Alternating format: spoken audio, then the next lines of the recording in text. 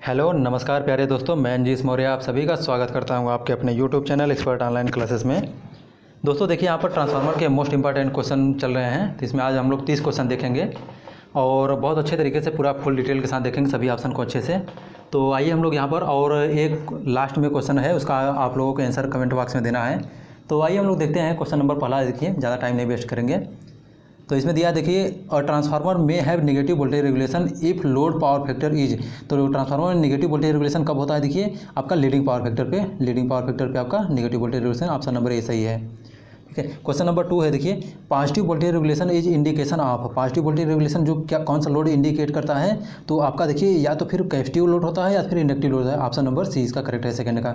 Question number 3 देखते हैं। देखिए in a transformer zero voltage regulation at full load पे जीरो वोल्टेज रेगुलेशन दे रहा है, तो पावर फैक्टर क्या पॉसिबिलिटी होगी कह रहा है। तो देखिए possible at leading power factor पे ये हो सकता है, मतलब जीरो वोल्टेज रेगुलेशन होगा, क्योंकि पॉजिटिव लैगिंग पावर फैक्टर तो बिल्कुल नहीं होगा, यूनिटी पावर फैक्टर पे भी बिल्कुल नहीं होगा, तो इसलिए ऑप्शन नंबर इसका 3 का भी सही है। क्वेश्चन नंबर 4 देखते हैं। देखिए क्वेश्चन नंबर 4 दिया है, for a two binding power transformer with the effect of no load current being neglected. No load current neglect कर रहे हैं और वोल्टेज रेगुलेशन उसमें जीरो हो रहा है, आपका वोल्टेज रेगुलेशन जीरो हो रहा है, तो लोड पावर फैक्टर क्या होगा? देखिए तो लोड पावर फैक्टर जो होता है लीडिंग पावर फैक्टर होगा, कैपेसिटिव लोड होगा उसमें, क्योंकि जीरो वोल्टेज रेगुलेशन उसमें पॉसिबल है जब आपका लोड पावर फैक्टर क्या होगा, लीडिंग होगा या कैपेसिटिव लोड होगा। ठीक है। क्वेश्चन नंबर 4 देखते हैं। क्वेश्चन नंबर 5 है, the phasor diagram of a transformer on load is draw if we know. देखिए कह रहा है इसमें पावर फैक्टर जो ट्रांसफार्मर है उसका अगर हमको फेजर डायग्राम ड्रा करना है तो उसमें हमको कौन कौन सी क्वांटिटी नोन होना चाहिए। तो देखिए इसमें आपका इक्विवेलेंट सर्किट पैरामीटर पता होना चाहिए, लोड करंट पता होना चाहिए और उसका लोड पावर फैक्टर, तो all of the option number D इसका करेक्ट है। क्वेश्चन नंबर 6 देखते हैं। देखिए when a transformer is operating on no load the primary applied voltage is approximately balanced by. तो देखिए अगर ट्रांसफार्मर नो लोड पे ऑपरेट हो रहा है और उसका जो प्राइमरी अप्लाइड वोल्टेज होता है किससे बैलेंस होता है? तो प्राइमरी इंड्यूज ईएमएफ से, ऑप्शन नंबर ए इसका करेक्ट है। ठीक है, प्राइमरी इंड्यूज ईएमएफ से बैलेंस होता है वो। क्वेश्चन नंबर 7 देखते हैं। देखिए क्वेश्चन नंबर 7 में है, consider the following statement.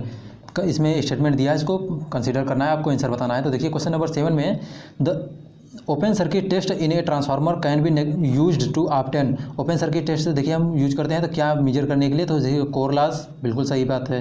Magnetising current, magnitude of exciting current, बिल्कुल करते हैं। कॉपर लॉस नहीं, copper loss short circuit test से करते हैं। क्योंकि सीरीज पैरामीटर जो इंपीडेंस होता है, सीरीज इंपीडेंस होता है, ये आपको अपने हम लोग किसे करते हैं? शॉर्ट सर्किट टेस्ट से करते हैं। तो ऑप्शन नंबर फर्स्ट और सेकंड सही है, तो ऑप्शन नंबर सी इसका सही है। देखिए इसके बाद देखिए क्वेश्चन नंबर 8 दिया है, consider the following losses of short circuit test on transformer. Short circuit test से कौन सा लॉस निकालते हैं? देखिए शॉर्ट सर्किट टेस्ट से हम कॉपर लॉस निकालते हैं। तो देखिए कौन सा ऑप्शन सही है?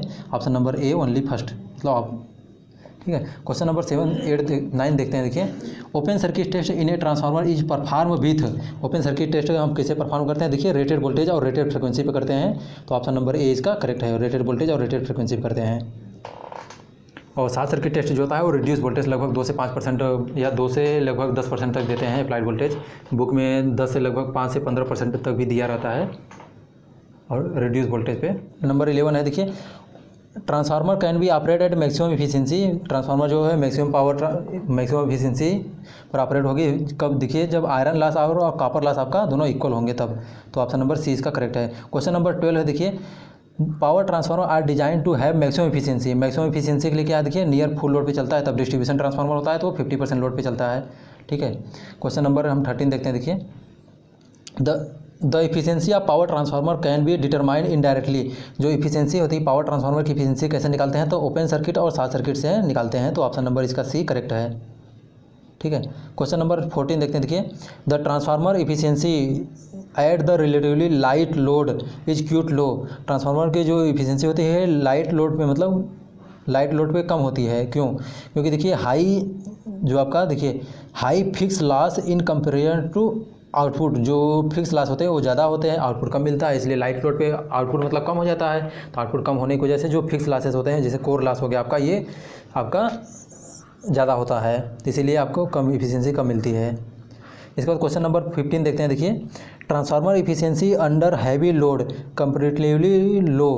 तो वही करा है, ट्रांसफार्मर जो हैवी लोड पर इफिशियंसी लो होती है तो किस लिए। देखिए, तो आपका जो देखिए large increase in copper loss जो होता है वो ज़्यादा हो जाता है इन कंपेयर टू आउटपुट के कंपेयर में कॉपर लॉस बहुत ज़्यादा हो जाता है, इसलिए ऑप्शन नंबर ए इसका करेक्ट है 15 का। क्वेश्चन नंबर 16 देखें। देखिए, क्वेश्चन नंबर 16 में दिया है the use of higher flux density in a transformer design. Transformer design करते हैं तो हम देखिए उसका फ्लक्स डेंसिटी हाई रखते हैं। तो हाई रखने से क्या होता है, देखिए B देखिए 5/A होता है। तो 5/A होता है, फ्लक्स डेंसिटी हाई रखेंगे तो मतलब एरिया कम रखना पड़ेगा, एरिया कम रखेंगे तो मतलब ये आपका साइज जो होता है वो रिड्यूस हो जाता है। साइज रिड्यूस हो जाता है तो मतलब कि देखिए रिड्यूस द वेट पर KVA हो जाएगा इसका। ऑप्शन नंबर ए करेक्ट है 16 का। ठीक है, 17 का देखिए what does the use of higher flux density value in a transformer design. Transformer design में हायर फ्लक्स डेंसिटी का डिजाइन करते हैं तो इससे क्या होता है, देखिए ऑप्शन नंबर बी इसका सही है, बी करेक्ट है। डिक्रीज द वेट पर KVA ऊपर 16 का ही क्वेश्चन है, ये भी थोड़ा सा लैंग्वेज चेंज कर दिया है बस। क्वेश्चन नंबर 18 है। देखिए the desirable property of transformer core material. Transformer core material जो है इसका डिजायरेबल प्रॉपर्टी क्या होना चाहिए। तो देखिए हाई फ्लक्स डेंसिटी जो परमेबिलिटी होती है, देखिए इसकी परमेबिलिटी जो होती है वो हाई होना चाहिए। रिलक्टेंस जो होता है, हिस्टेरिसिस लॉस जो होती है आपकी, देखिए वो कम होना चाहिए। तो ऑप्शन नंबर सी इसका करेक्ट है, high permeability low hysteresis loss होना चाहिए। कोर के डिजाइन करते हैं तो ये मतलब उसमें प्रॉपर्टी होना चाहिए। क्वेश्चन नंबर 19 है। देखिए the size of transformer core depend upon. जो साइज होती है किस पर डिपेंड करती है, कोर की साइज तो फ्रीक्वेंसी पर डिपेंड करती है और फ्लक्स डेंसिटी पर डिपेंड करती है। देखिए अगर आप हाई फ्रीक्वेंसी कर देंगे, फ्रीक्वेंसी ज़्यादा कर देंगे तो आपका साइज होती है वो रिड्यूस हो जाएगी। अगर फ्लक्स डेंसिटी भी रिड्यूस कर देंगे तो एरिया कम हो जाएगी, एरिया कम होगी तो मतलब तो both A and B correct है इसका। क्वेश्चन नंबर 20 है। देखिए all day efficiency of distribution transformer will have high with low. All day efficiency अगर मतलब हाई रखना है तो देखिए आपका जो कॉपर लॉस है और आयरन लॉस ये लो होगा। अगर ये कॉपर लॉस और आयरन लॉस दोनों लो होंगे तो आपका जो ऑल डे इफिशियंसी है वो ज़्यादा होगा, तो इसलिए ऑप्शन नंबर डी इसका करेक्ट है। क्वेश्चन नंबर 21 देखिए all day efficiency of transformer depend primarily on. जो ऑल डे इफिशियंसी होती है वो किस पर डिपेंड करती है। देखिए ये लोड और कितने ड्यूरेशन तक चलती है उस पर डिपेंड करती है। तो अमाउंट ऑफ लोड और लोड ड्यूरेशन ऑफ लोड ये दोनों पर डिपेंड करती है। तो ऑप्शन नंबर डी इसका करेक्ट है। ठीक है, क्वेश्चन नंबर 22 पर देखते हैं हम लोग। देखिए in order to reduce hysteresis loss reduce करने के लिए देखिए हम क्या करते हैं, हिस्टेरिसिस लॉस रिड्यूस करने के लिए हम सबसे पहले क्या करते हैं, देखिए सिलिकॉन जो होता है सिलिकॉन यूज करते हैं 2 to 5% उसमें सिलिकॉन मिलाते हैं। अगर उससे ज़्यादा मिला देते हैं तो ब्रिटल हो जाता है, भंगुर हो जाता है, तो इसीलिए लगभग 2 से 5% तक मिलाते हैं इसमें सिलिकॉन। तो ऑप्शन नंबर 20 का करेक्ट है। क्वेश्चन नंबर 23 है। देखिए which of the following transformer build up lamination. देखिए कोर में क्या मतलब हम लिमिनेशन किस लिए करते हैं कोर का, तो कोर का लिमिनेशन क्यों करते हैं। देखिए इसमें reduce the eddy current loss को रिड्यूस करने के लिए हम कोर का लिमिनेशन करते हैं। तो ऑप्शन नंबर ए करेक्ट है। इसके बाद क्वेश्चन नंबर 24 है। देखिए when the eddy current loss in a transformer reduce. अगर ईडी करंट लॉस ट्रांसफार्मर में रिड्यूस करते हैं तो क्या होगा। देखिए द थिकनेस ऑफ लिमिनेशन जो होता है, थिकनेस का लिमिनेशन जो होता है वो आपका रिड्यूस हो जाती है। अगर वो पतला रखेंगे, थिकनेस जो होता है लिमिनेशन का उसको हम पतला रखेंगे तो ईडी करंट लॉस कम होगी। और इसमें देखिए इसकी जो थिकनेस होती है कितनी होती है, 0.35 से लेके 0.5 mm तक होती है थिकनेस। ठीक है, क्वेश्चन नंबर 25 देखिए permissible flux density of cold rolled grain oriented steel जो होती है उसकी कितनी होती है, तो 1.8 टेस्ला होती है। ठीक है, क्वेश्चन नंबर 25 का ए ऑप्शन सही है। क्वेश्चन नंबर 26 है if the iron core of transformer is replaced by air core then hysteresis loss in a transformer will B.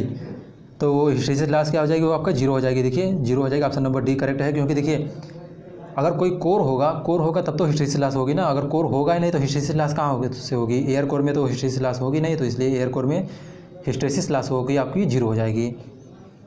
Question number 27 है विच of the following will improve the mutual coupling between primary and secondary. Primary और secondary में mutual coupling कैसे हम बढ़ा सकते हैं, तो देखिए यहाँ दिया लो मैग्नेटिक फ्लक्स जो मैग्नेटिक कोर होता है लो रिलेक्टेंस पाथ हम प्रोवाइड करके कर सकते हैं। तो लो रिलेक्टेंस मैग्नेटिक कोर का यूज करके हम म्यूचुअल कपलिंग प्राइमरी और सेकेंडरी बाइंडिंग में इंप्रूव कर सकते हैं। क्वेश्चन नंबर 28 देखिए, core of large power transformer are made from which one of the following. जो लार्ज पावर ट्रांसफार्मर होते हैं उसके कोर किसके बने होते हैं, वो CRGO के बने होते हैं। देखिए CRGO मतलब cold rolled grain oriented steel के बने होते हैं। फेराइड जो होते हैं, देखिए फेराइड जो होता है एयर कोर होते हैं। और देखिए cold rolled non oriented steel जो होता है ये अल्टरनेटर का बना होता है। तो ऑप्शन नंबर इसका C करेक्ट है। क्वेश्चन नंबर 29 देखिए दिया है, grain oriented laminated steel in a transformer use to reduce the hysteresis loss. को रिड्यूस करने के लिए हम CRGO कोर यूज करते हैं। क्वेश्चन नंबर C इसका करेक्ट है 29 का। क्वेश्चन नंबर 30 है, देखिए ferrite core are employed in high frequency. High frequency में फेराइड कोर यूज करते हैं ट्रांसफार्मर में, तो किस लिए यूज करते हैं, देखिए हाई रेजिस्टेंस के लिए यूज करते हैं। तो ऑप्शन नंबर 20 का करेक्ट है। क्वेश्चन नंबर 31 है, देखिए what is the core loss in high frequency ferrite core transformer use in SMPS switch mode power supply में। जब हम फेराइड कोर यूज करते हैं, high frequency ferrite core use करते हैं, तो कोर लॉस कितनी होती है, तो वही आपके देखिए लगभग 1% ऑफ रेटेड पावर का 1% होती है। तो ऑप्शन नंबर D इसका सही है। और देखिए दोस्तों यहाँ पर क्वेश्चन नंबर ये है, क्वेश्चन है आपको इसका efficiency of power transformer is around. जो पावर ट्रांसफार्मर होती है इसकी इफ़िशियंसी कितनी होती है, आप लोग को कमेंट में आंसर बताना है। तो ठीक है दोस्तों, अगर आप लोग हमारे चैनल पर नए हैं तो प्लीज़ वीडियो को लाइक कीजिए, चैनल को सब्सक्राइब कीजिए और बेल आइकन को प्रेस करना बिल्कुल ना भूलें। और आप लोग हमारे टेलीग्राम चैनल से भी जुड़ सकते हैं। देखिए आप लोग एक्सपर्ट ऑनलाइन क्लासेस नाम से सर्च करके कर सकते हैं, या तो फिर AK मौर्या PMB 18 से भी ज्वाइन कर सकते हैं। ठीक है दोस्तों, thank you so much for watching my video.